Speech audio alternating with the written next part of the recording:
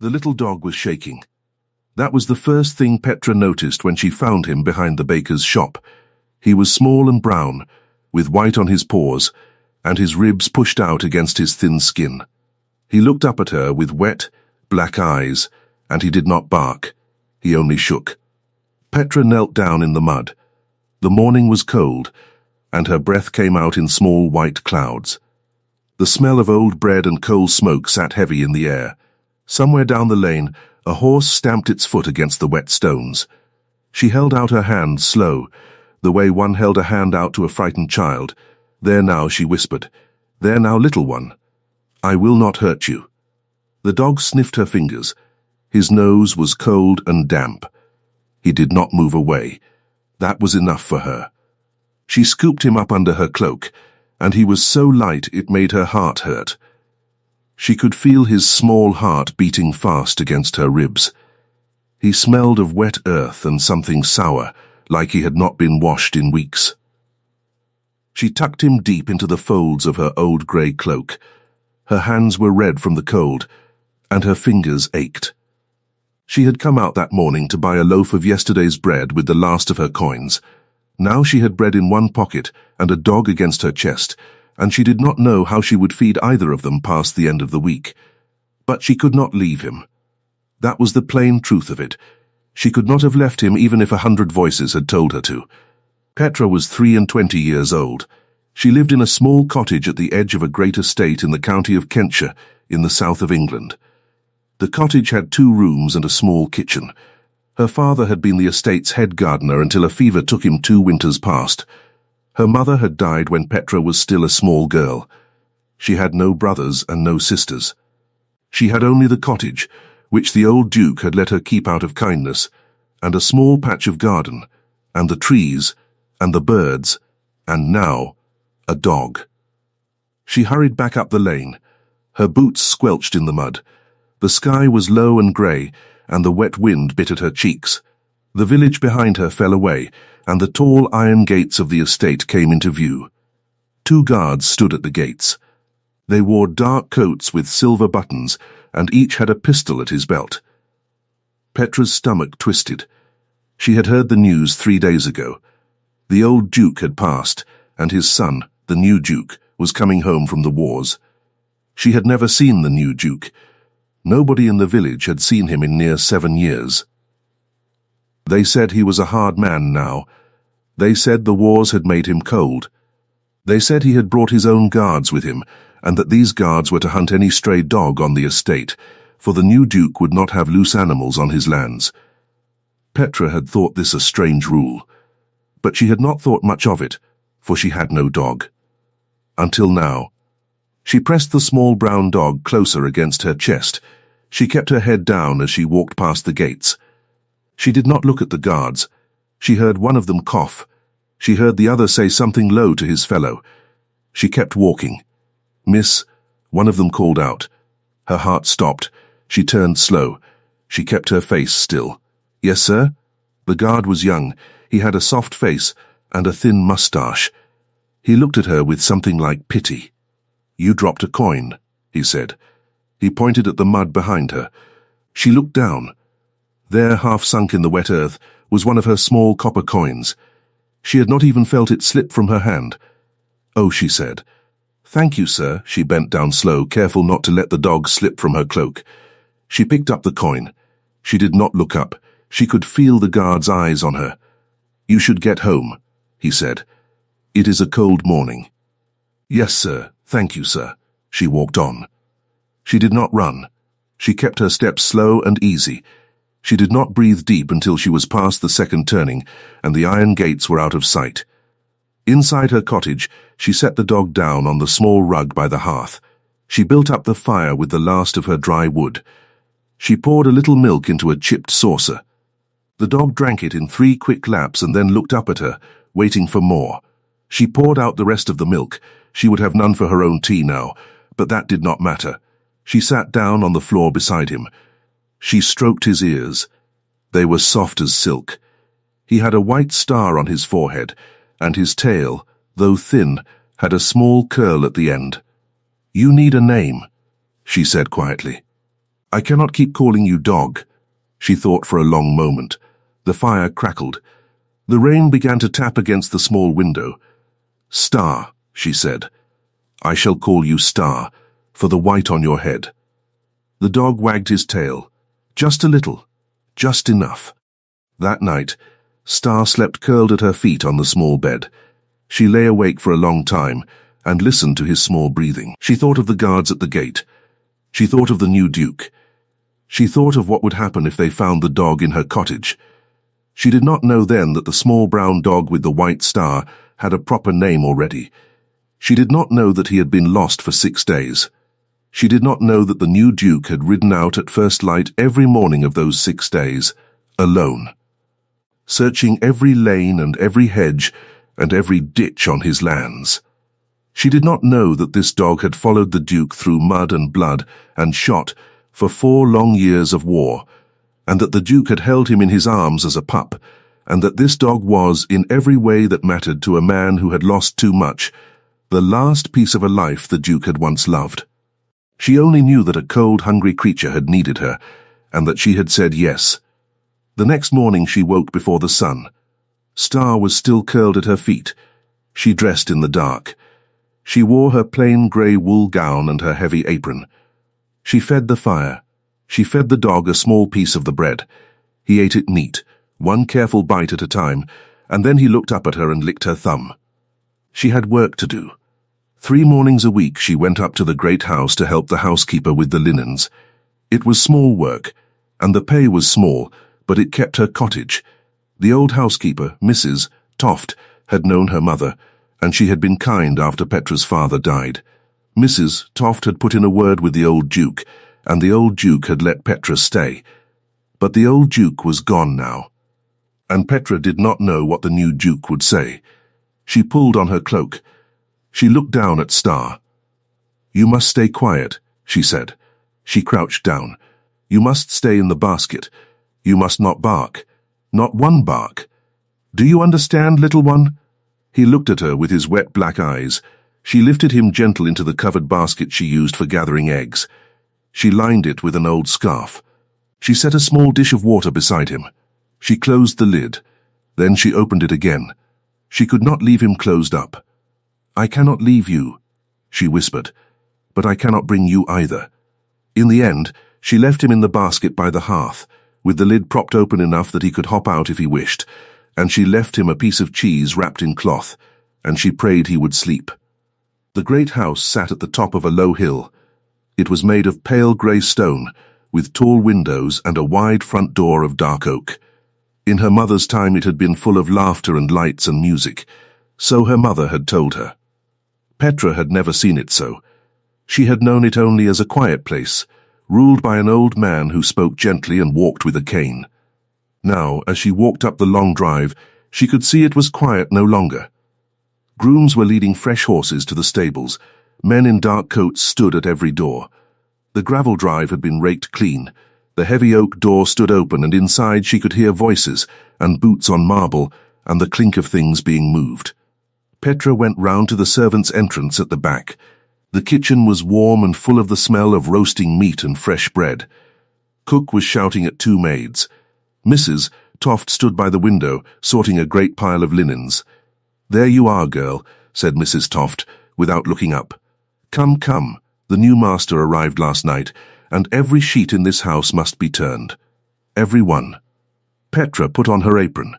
She took up a pile of linens and began to fold. Mrs. Toft glanced at her. "You look tired, child. I did not sleep well," Petra said. Mrs. Toft made a small sound. She did not press her. That was one of the many things Petra loved about the old housekeeper. She never pressed.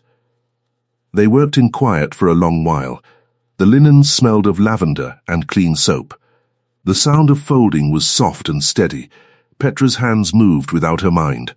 She thought of Star, alone in the cottage. She hoped he was sleeping. She hoped he was not barking.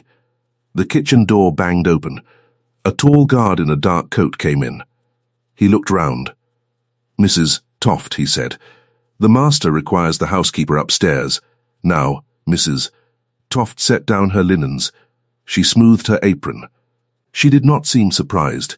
She was a woman who had run a great house for 30 years, and she was not the sort to fluster. "Very well," she said. "Girl, keep folding. I shall return when I can." Petra nodded. "Mrs." Toft went out. The guard looked at Petra. His eyes were pale, and he did not smile. "You are the gardener's girl," he said. "I was," she said. "My father is gone. Yet you live still in his cottage. By the old Duke's kindness, sir." The guard's mouth pressed thin. "The new master is not the old master," he said. "He may not wish for tenants who do not earn their keep." Petra kept her face still. "I earn my keep, sir. 3 mornings a week I come to this kitchen. I ask for nothing more." He looked at her a long moment. Then he turned and went out. Petra let out her breath slow. Her hands were shaking. She pressed them flat against the linens until they stopped. 2 hours passed. Mrs. Toft did not come back. Petra folded every sheet in the pile. She began on the pillowcases. The kitchen filled with steam and shouting as cook prepared the master's first proper luncheon. Petra kept to her corner, and folded, and folded. At last the kitchen door opened again, and Mrs. Toft came in. Her face was pale. "Girl," she said, "come with me. The master wishes to see the household. Every soul that works upon this land. He is meeting them in the great hall." Petra's stomach turned cold. "Me?" "Every soul, child," that is what he said. There was nothing for it. Petra took off her apron. She smoothed her hair with damp fingers. She followed Mrs. Toft out of the kitchen, down the long stone corridor, and into the great hall. The hall was tall as a church. The floor was black and white marble in a diamond pattern. 2 long tables had been pushed against the walls, and the servants stood in a line down the middle of the room. There were near 40 of them: grooms, maids, footmen, gardeners, the gamekeeper, the cook's boys. Every one of them stood straight and quiet. At the far end of the hall, before the great stone fireplace, stood the new Duke. Petra took her place at the end of the line beside Mrs. Toft. She kept her eyes down. Her heart beat so hard she was sure the man beside her must hear it. The Duke's voice, when it came, was low and even. It was not loud, and yet every person in that hall heard every word. "I thank you all for your service to my father. He spoke well of each of you in his letters to me. I ask now that you serve me as you served him. I will not be an easy master, but I will be a fair one. Any who wish to leave may leave. Any who stay will find me a man of my word." There was a small murmur. Then quiet again.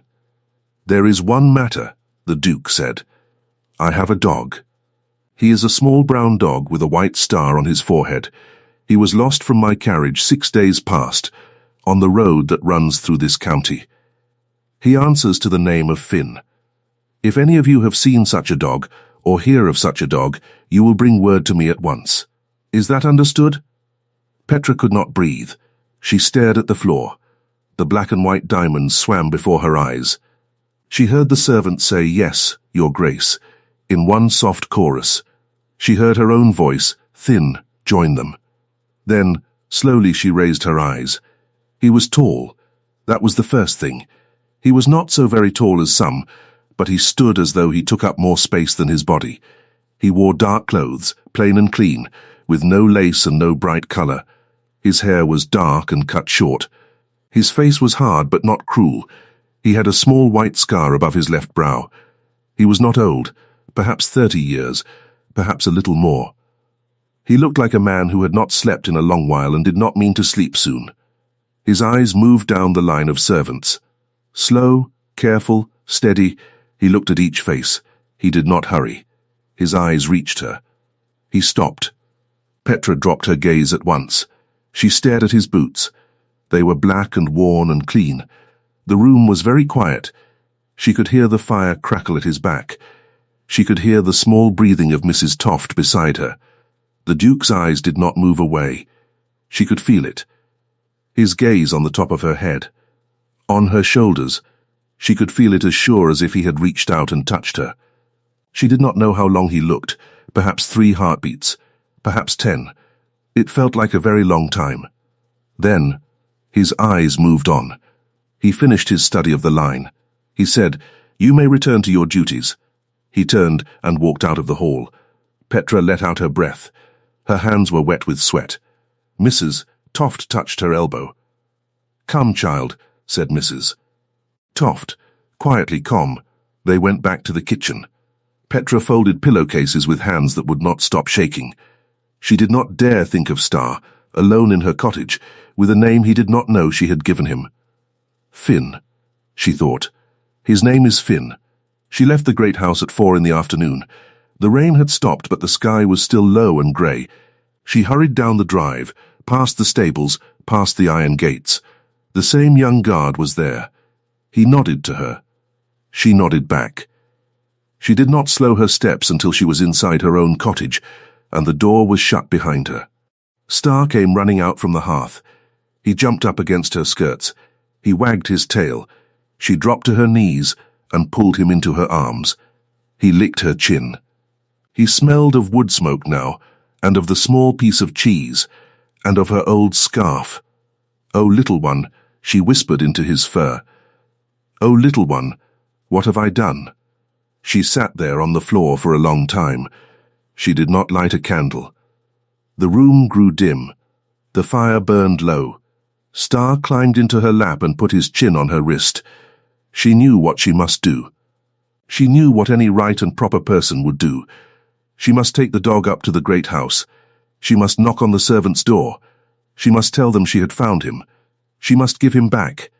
She looked down at his small brown face. He looked up at her. She could not do it. Not yet. Not tonight. It was already growing dark, and she was tired, and the walk was long, and her cottage was warm.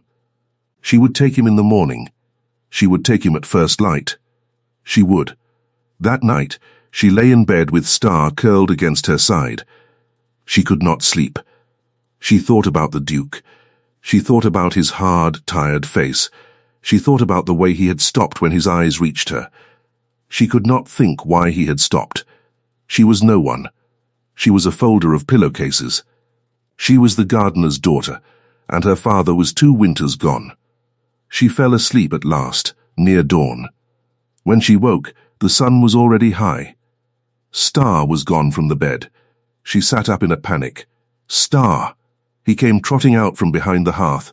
He had her scarf in his mouth. He wagged his tail. He dropped the scarf at her feet. She almost laughed. She almost cried. She swept him into her arms. "I must take you back," she whispered. "I must." But she did not. She fed him. She fed herself. She dressed. She sat by the fire with him in her lap. There was a knock at her door. Petra froze. Star lifted his head. The knock came again. Firm, not loud. She lifted Star quickly and set him behind the woodbox in the corner. "Quiet," she whispered.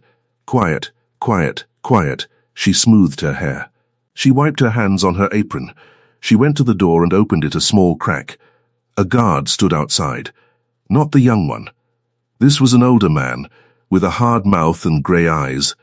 "Miss Petra Ashcombe?" he said. "Yes, sir, His Grace requests your presence at the great house."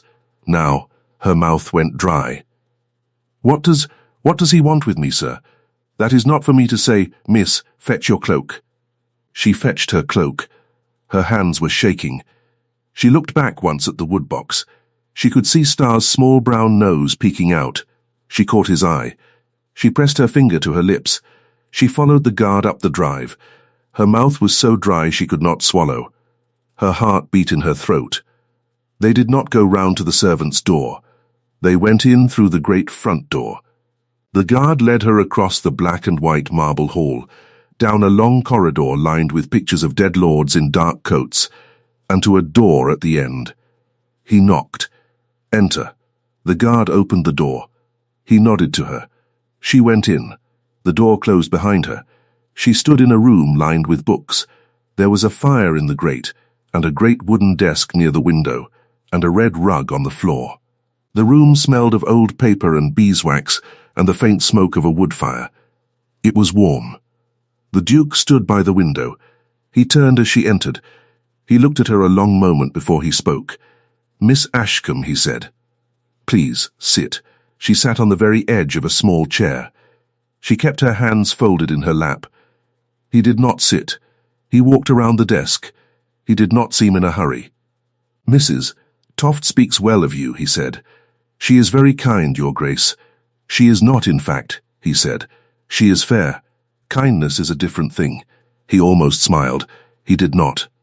Petra said nothing. "Your father was my father's head gardener." "He was, Your Grace.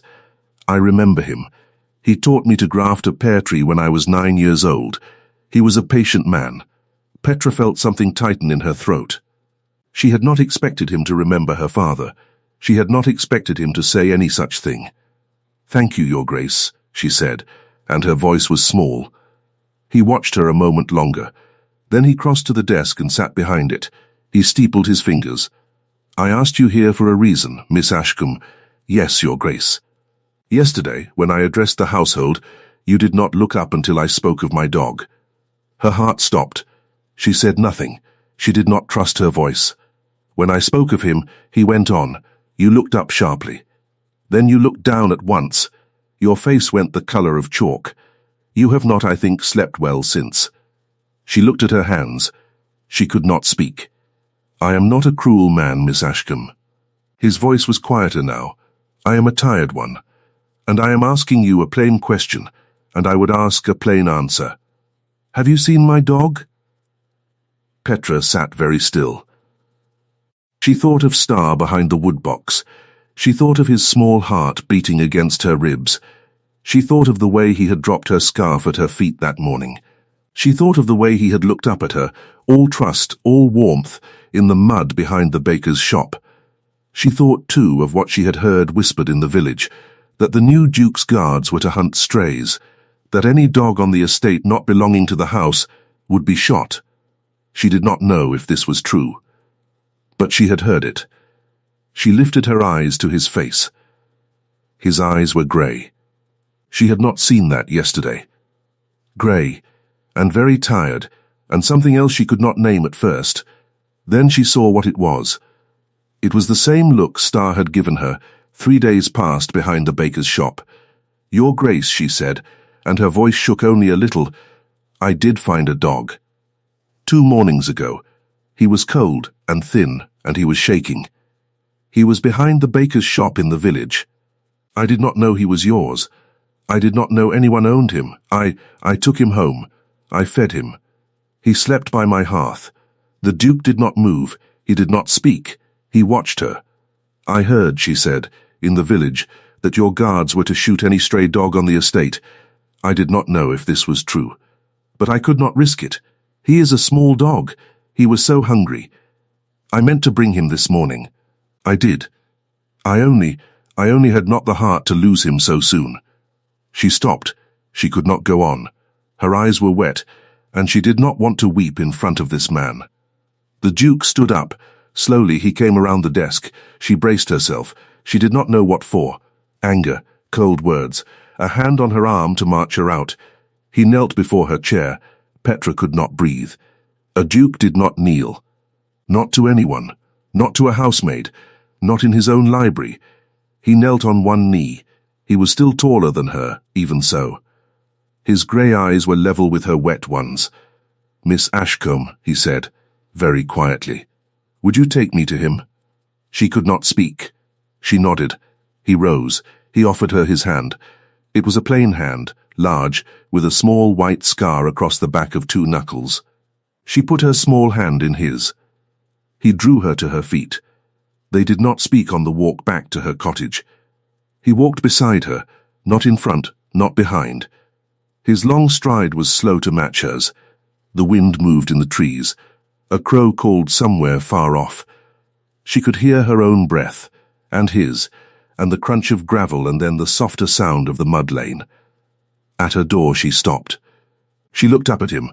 "He is behind the woodbox, Your Grace. I told him to be quiet. He was very good." "Open the door, Miss Ashcombe."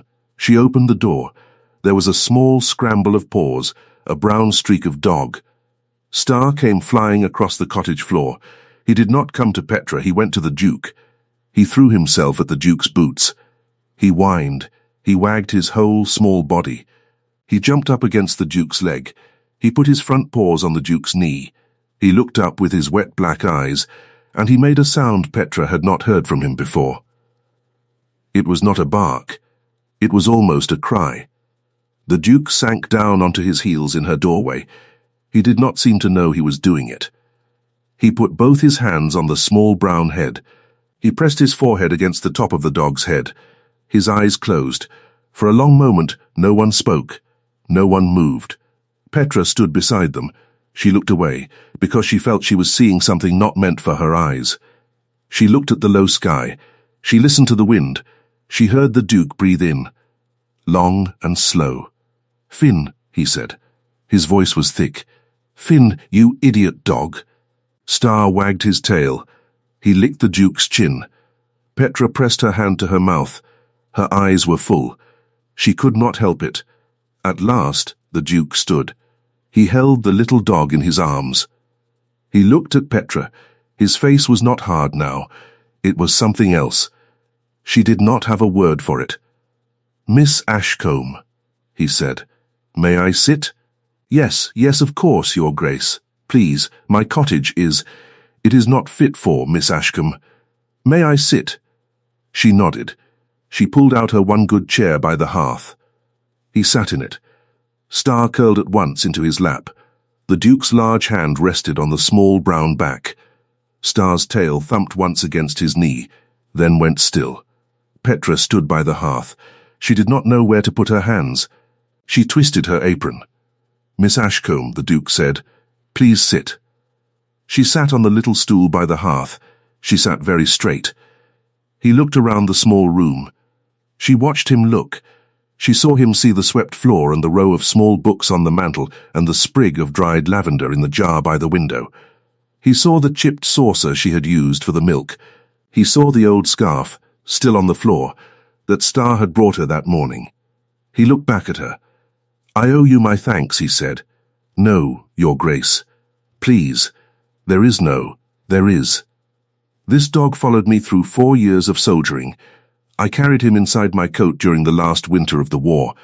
He is not a dog in my house. He is—" He stopped. He looked down at Star. He did not finish.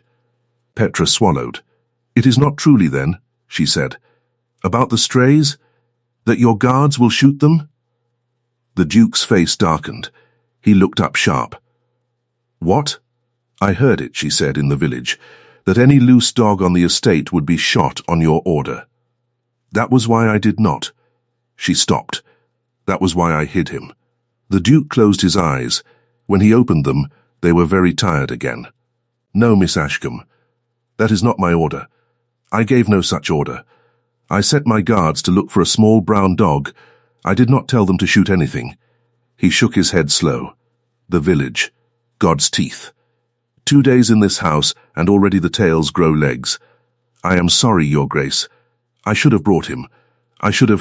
You should have done exactly what you did." He said this plain. He looked her in the eye. "You saw a starving creature. You took him in. You fed him. You warmed him. You feared for his life and you protected him. There is nothing to be sorry for." She did not know what to say. He sat quietly a moment. He stroked the dog's ears with one large finger. "May I ask you a question, Miss Ashcombe?"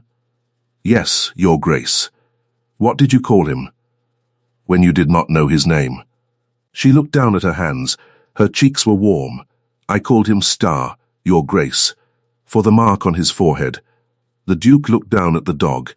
He looked at the white mark that ran from between the black eyes up into the brown fur. "Star," he said. He looked up at her again. Something moved in his eyes. Not a smile exactly. Something near to it. "It is a good name," he said. "Better than Finn, perhaps." "Oh no, Your Grace, I would not." "Miss Ashcombe." "Yes, Your Grace." "May I call again tomorrow?" She looked up.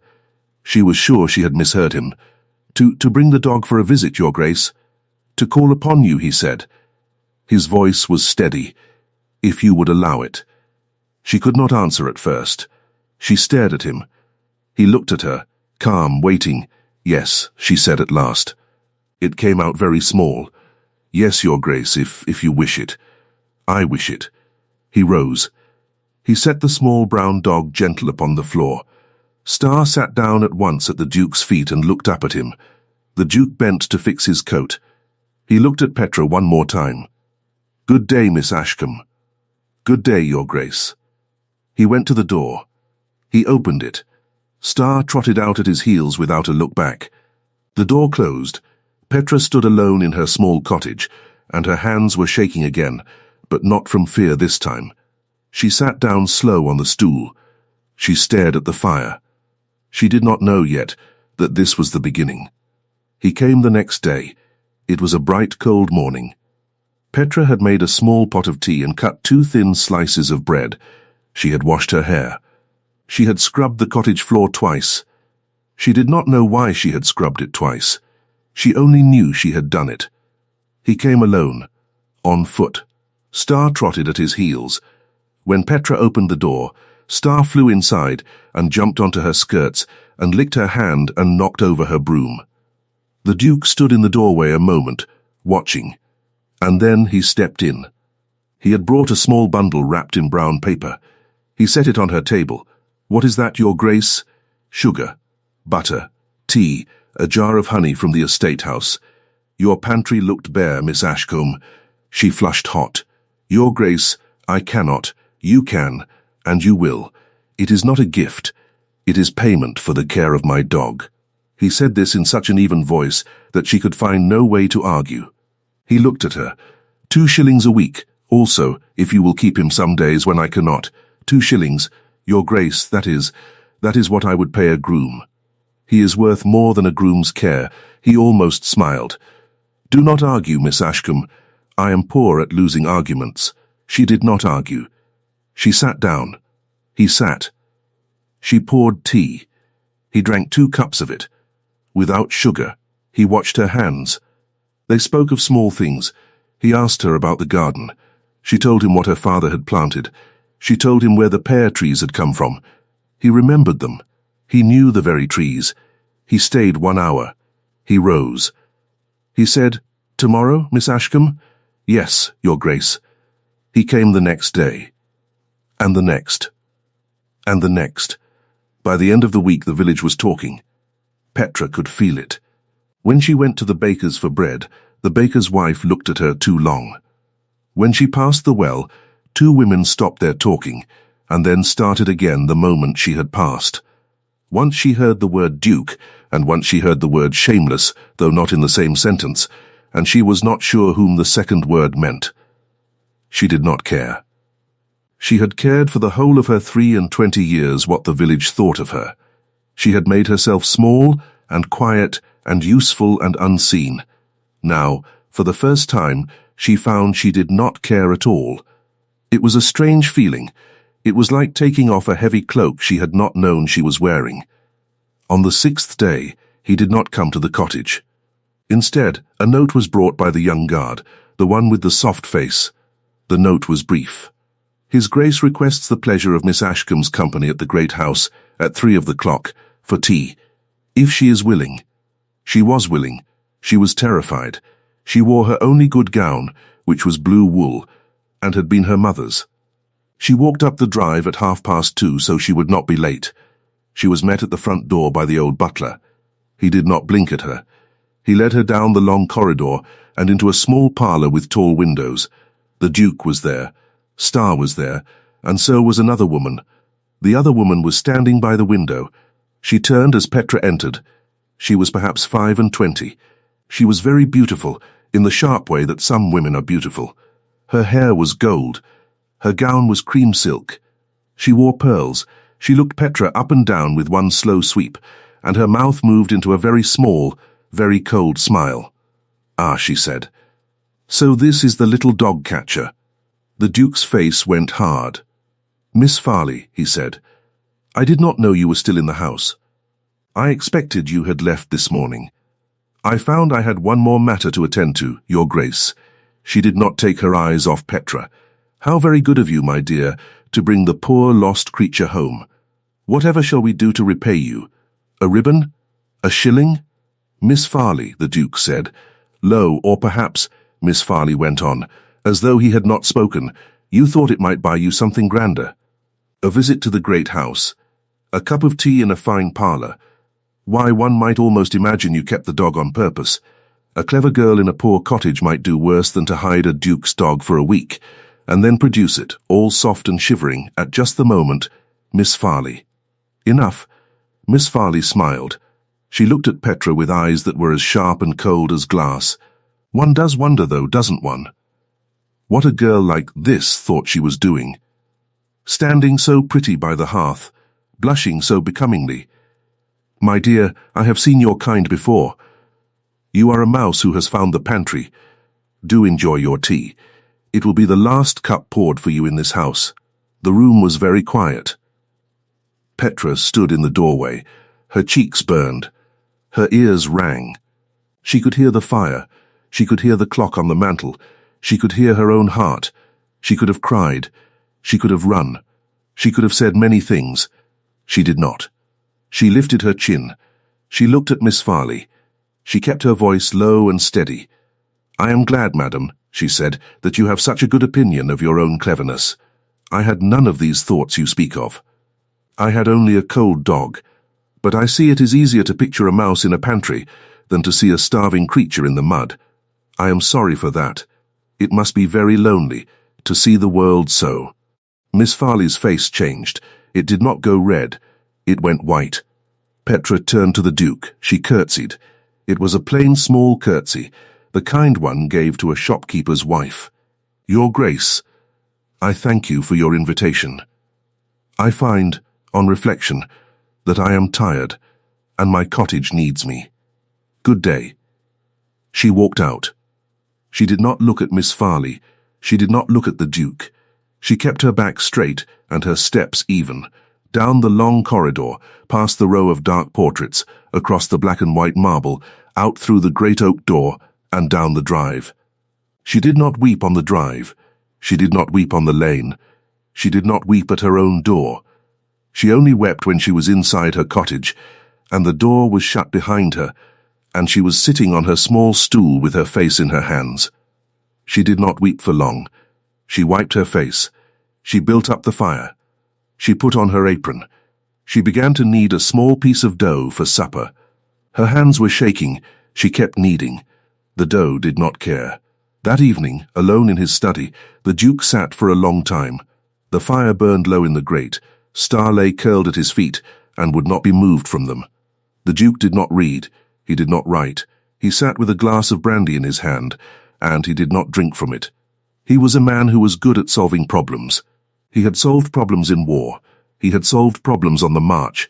He had solved problems in the running of great estates and great households. He knew how to see a problem clearly. He saw this problem clearly. Miss Farley was the daughter of a country baron. She had been, some months ago, presented to him by his late father's own dying wish as a suitable match. His father had signed papers.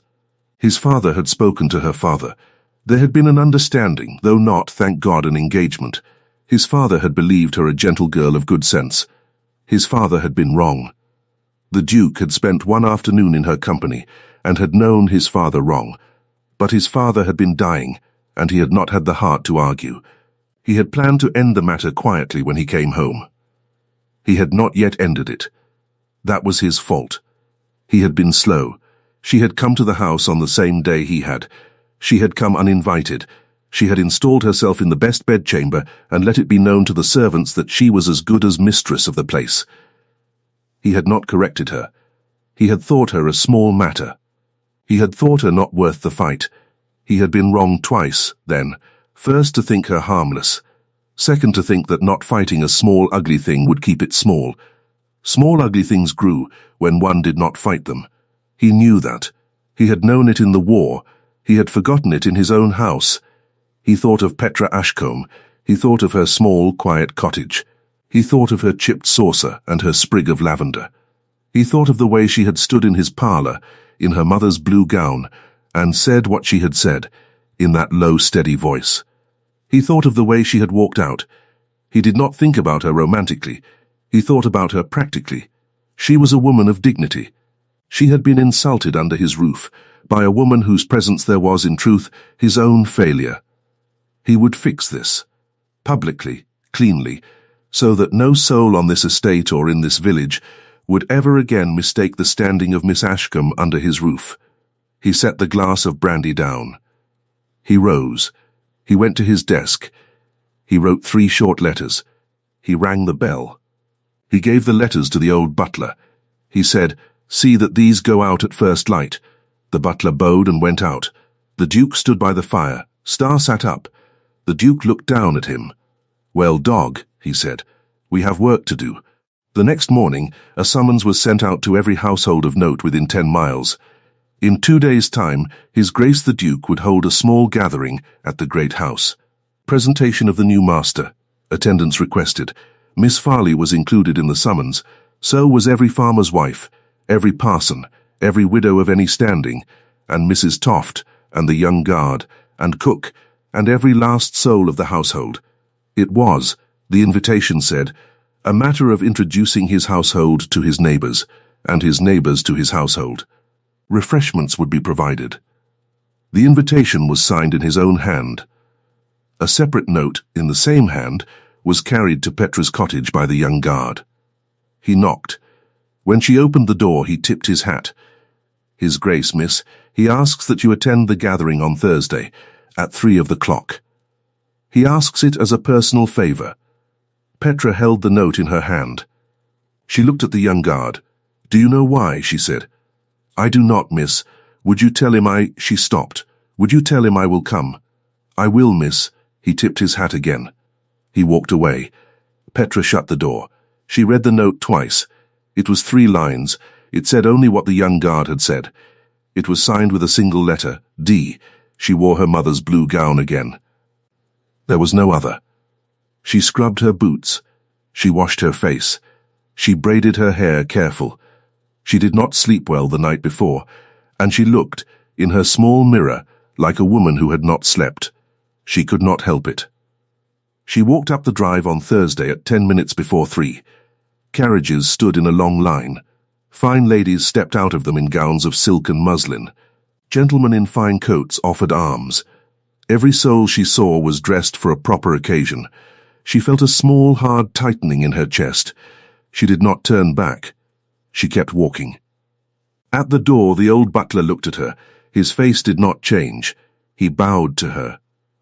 He bowed. To her. "Miss Ashcombe." "This way, please." He led her into the great hall. The hall was full, perhaps 70 people, fine gowns and fine coats. The chandelier had been lit though it was daylight. The candles smelled of clean beeswax, and the room smelled also of hothouse flowers, of the roasted almonds set out in small dishes, and of the wet wool of coats coming in from the cold.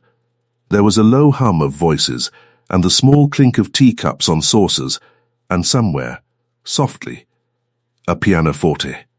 Miss Farley was there, in cream silk again. She stood near the fire, one hand resting on the mantel. She saw Petra. Her face tightened. Petra kept walking. The butler led her, of all things, up the length of the room, to the great fire, where the Duke stood with a small group of gentlemen. Every head turned as she passed. She heard a whisper of silk. She heard someone say her name in a question. She kept her chin up. She kept her eyes on the Duke. He saw her coming. He turned to face her. His face was calm and grave. He gave her a small bow. He said, quiet enough that only she could hear, "Thank you for coming." She could not speak. She curtsied. He turned. He raised one hand. The room did not go quiet at once. He waited. He did not raise his voice. He simply waited, and, slowly, the room went quiet. The pianoforte stopped. The teacups went still. Every face in the great hall turned to him. Even the fire seemed, for a breath, to still. Petra stood beside him. She could hear her own heart. She could hear the small crackle of the wood in the grate. She could hear the shift of a lady's shoe on the marble. Somewhere far off, in the corridor, a clock ticked. The Duke spoke. "I thank you all for coming today," he said.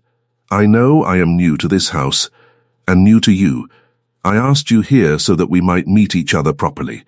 I wish, before anything else, to speak of a matter that concerns my household." He paused. His eyes moved across the room. They rested for a moment on Miss Farley, who had gone very still by the fire. They came back to the crowd. Some 6 days ago, on the road that runs through this county, I lost a dog. He is small and brown, with a white mark on his forehead. His name is Finn. He followed me through the wars, and he is, I will say plainly, the last living thing I have from those years that I care for. A small murmur. Every eye watched him.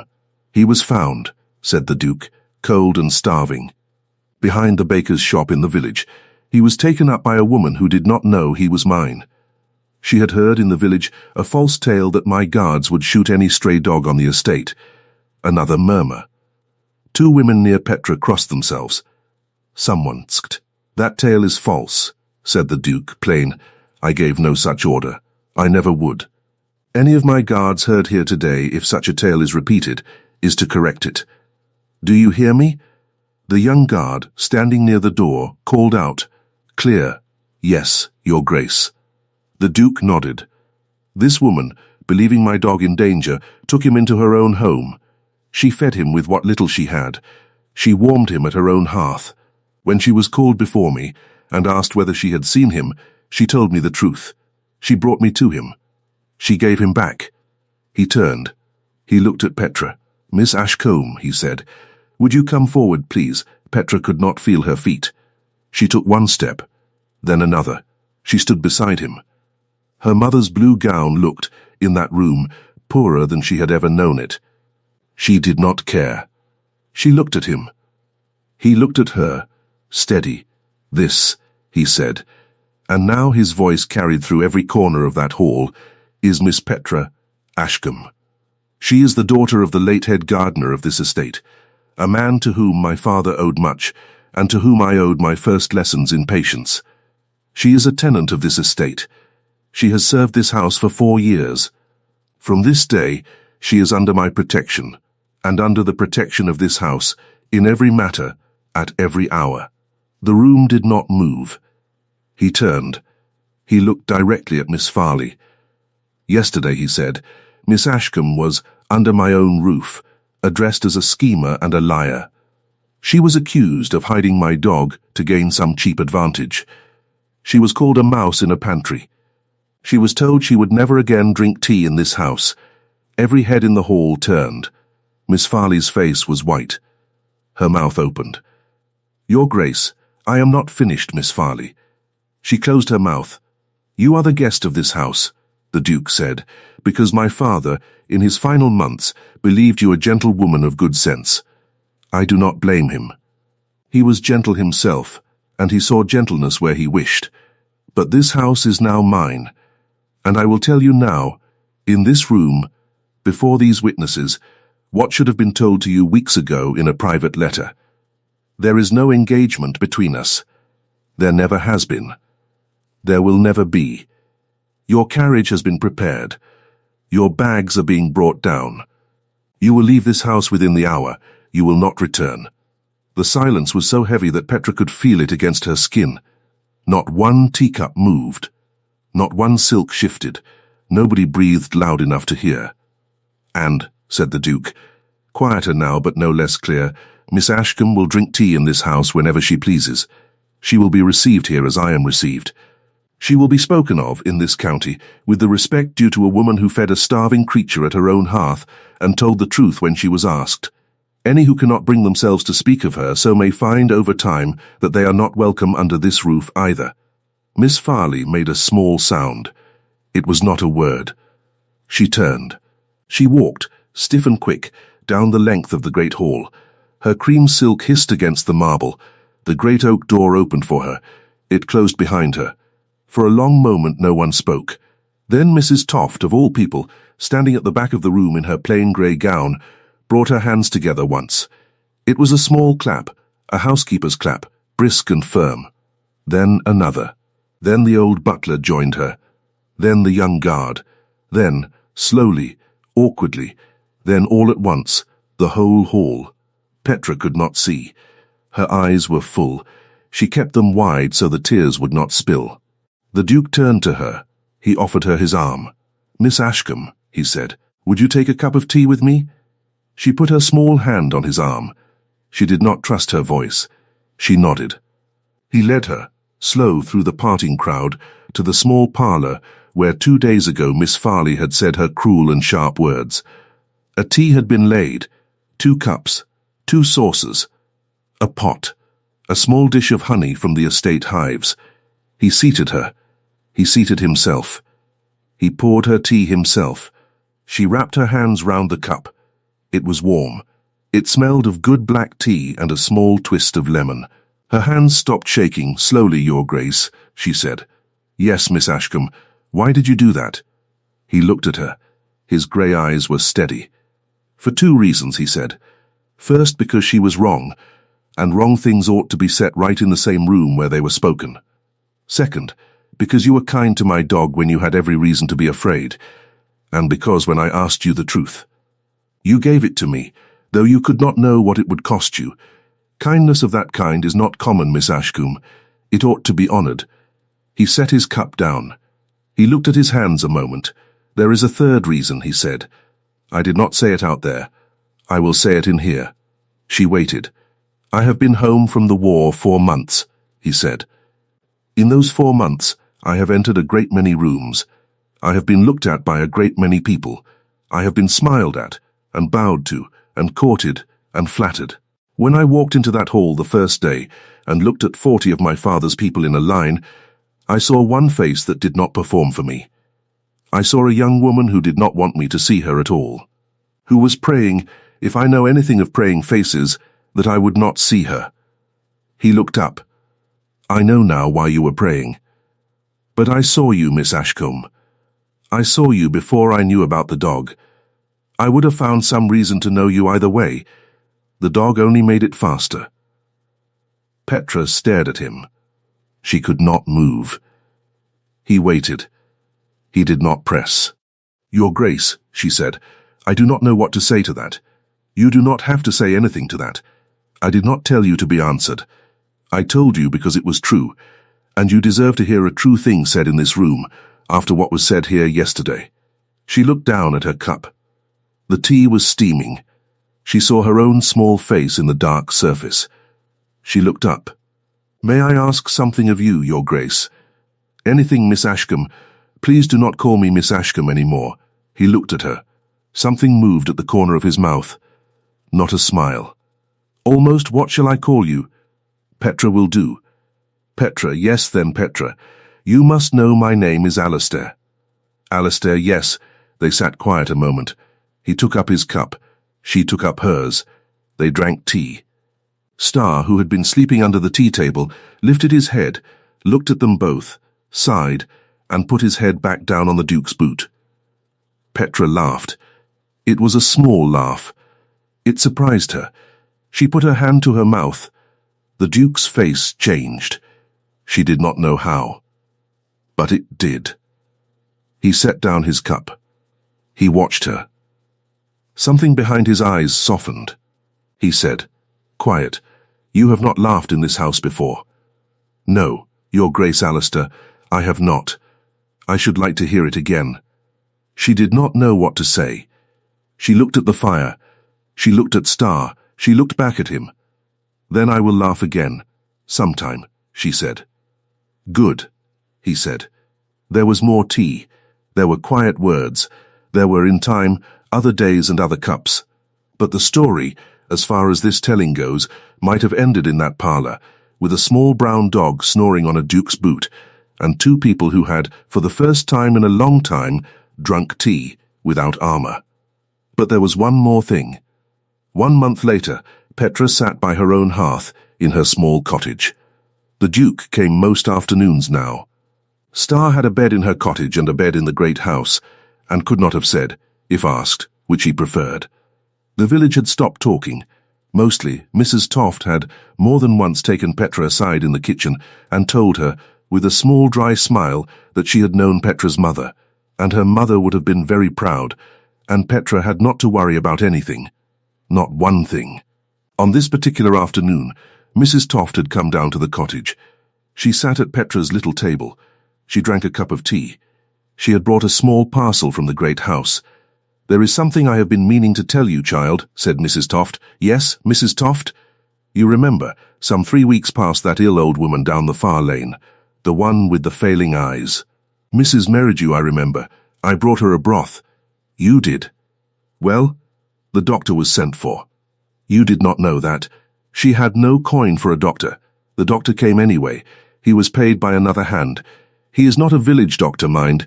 He is the doctor from the town, and he does not come cheap." Petra set down her tea. "Who paid him?" "His Grace." Petra looked at Mrs. Toft. "He did not tell me," she said. "No, he would not.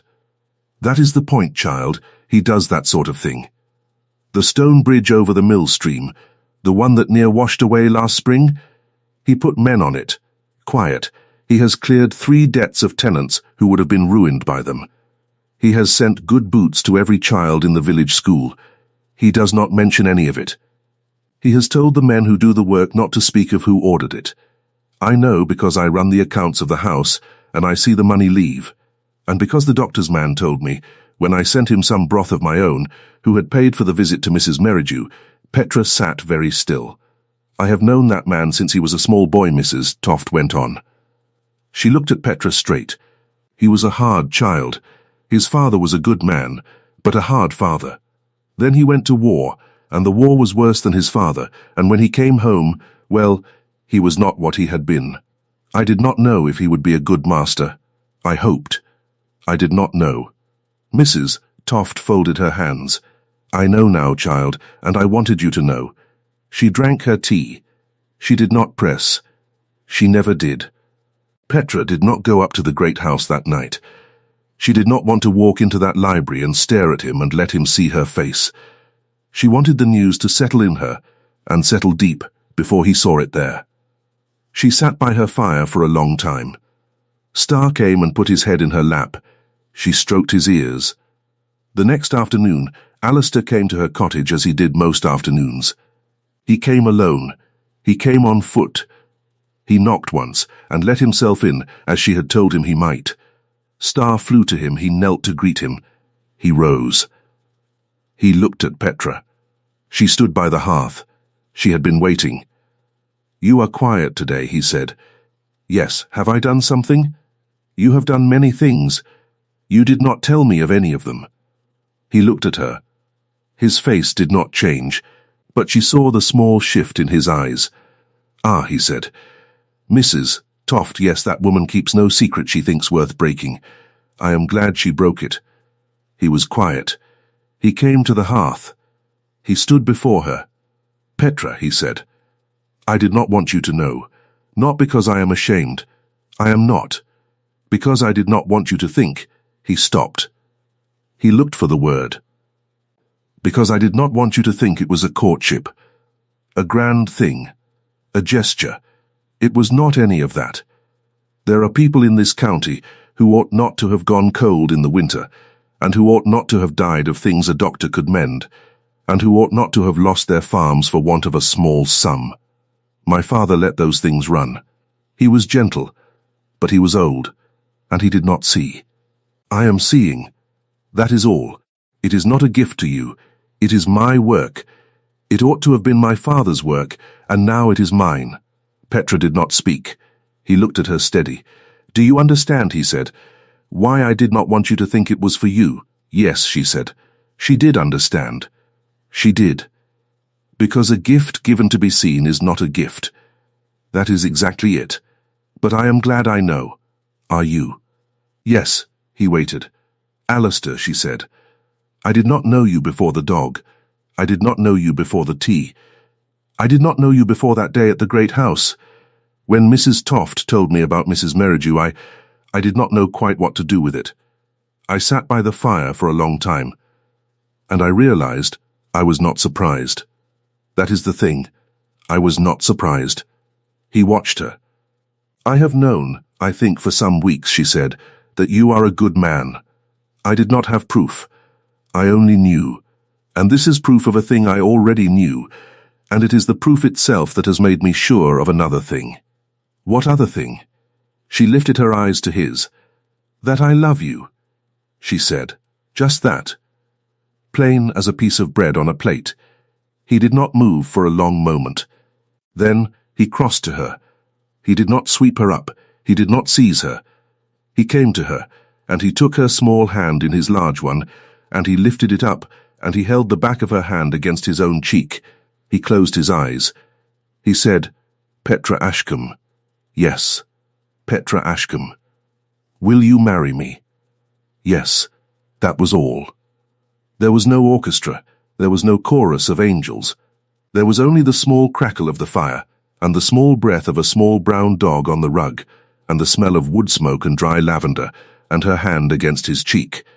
There was the low sound of the wind moving in the yew tree outside, and the tick of her one small clock on the mantel, and the far-off cry of a rook. There was the warm, rough feel of his coat under her fingertips as she lowered her hand. There was the way he did not let go of her hand when it came down. He opened his eyes. He looked at her.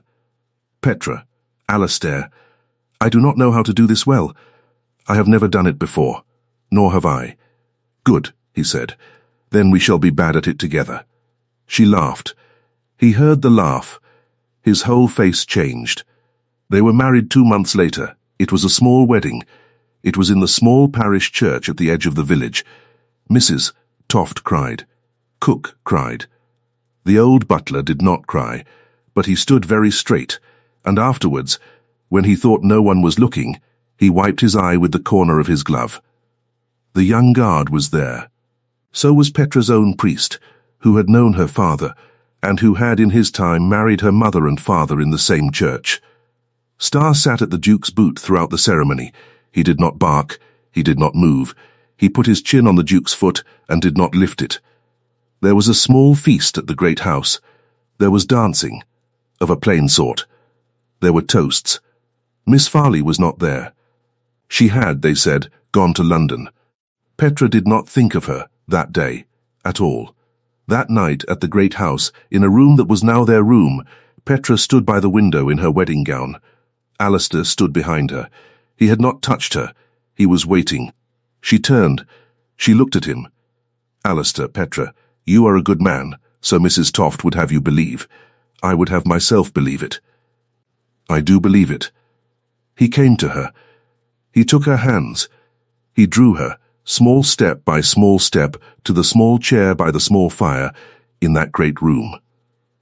He knelt. He did not ask permission. He knelt, on both knees, and he pressed his forehead to her lap. She put her hand on the back of his neck. She could feel the warm skin under her fingers. She could smell the clean linen of his shirt, and beneath that, the faintest smell of the stables from earlier that day, and beneath that, the smell that was only his, the smell of wood smoke and old leather and something warm. He said thank you. She said, "For what?" "For hiding him from the guards." She laughed. He laughed. It was a small, tired, real laugh, and it was the first laugh he had, she was sure, laughed all the way through in many long years. 1 year later, on a spring afternoon, Petra sat in the small parlour that had been Miss Farley's site of cruelty, and was now Petra's favourite room. She had opened the tall windows to let in the smell of the wisteria. Star lay asleep on the sofa. He was not permitted on the sofa. He had been told this many times. He had, at some point, decided that he was permitted after all. The Duke agreed with him. Petra pretended sometimes to argue. There was a small basket at her feet. In the basket a very small baby was asleep. He had dark hair, like his father. He had grey eyes, like his father. He had, so Mrs. Toft said, his mother's mouth. He was called after her own father. He was 3 weeks old. Alastair came in. He carried a tray. He set the tray down. He looked into the basket. He touched, very careful, the small dark head. He straightened. He looked at Petra. "Tea?" he said. "Tea," she said. He poured her a cup. He handed it to her. She took it. Their fingers touched. He did not pull his hand away. "Alastair," she said. "Yes, do you remember the first cup of tea you poured me in this house?" "I do. You did not say anything when you handed it to me." "No, I was not sure what to say. You are better at it now." Marginally, she laughed. He set down the pot. He came to sit beside her. Star opened one eye, decided all was well, closed it again. The baby breathed in and out, small and even. Outside, a wood pigeon called. Alistair leaned his head, very light against the top of her head. She could feel his hair against her forehead. She could feel his warm breath against her temple. Petra, yes, I never did tell you. When you came into the hall that first day, and you did not look up, and you were praying I would not see you. I said in the parlor later that I would have found some reason to know you either way. That was not the whole truth. Was it not? No, because I had already seen you. Once, some years before. When I was home on leave from the war, riding past your father's cottage. You were in the garden, planting something with him. You did not see me. I saw you. You were laughing at something he had said. It was a small laugh. I remembered it, all the way back to the war. She sat very still. You never told me. No, it seemed a foolish thing to say. It was one moment. One laugh. But when I stood in that hall that first day, and I looked down that line of faces, and I came to yours, I knew you. I could not think for a moment how. Then I remembered. It was the laugh, or the shape of your face when a laugh had just left it. She did not speak for a long moment. Then she reached up. She took his hand. She held it against her own cheek, as he had held hers, that day at her hearth. Alistair, yes, I am glad you saw me. Petra, yes, I would have found you either way. She closed her eyes. She kept his hand there. The wood pigeon called again. Star sighed on the sofa. The baby breathed in and out.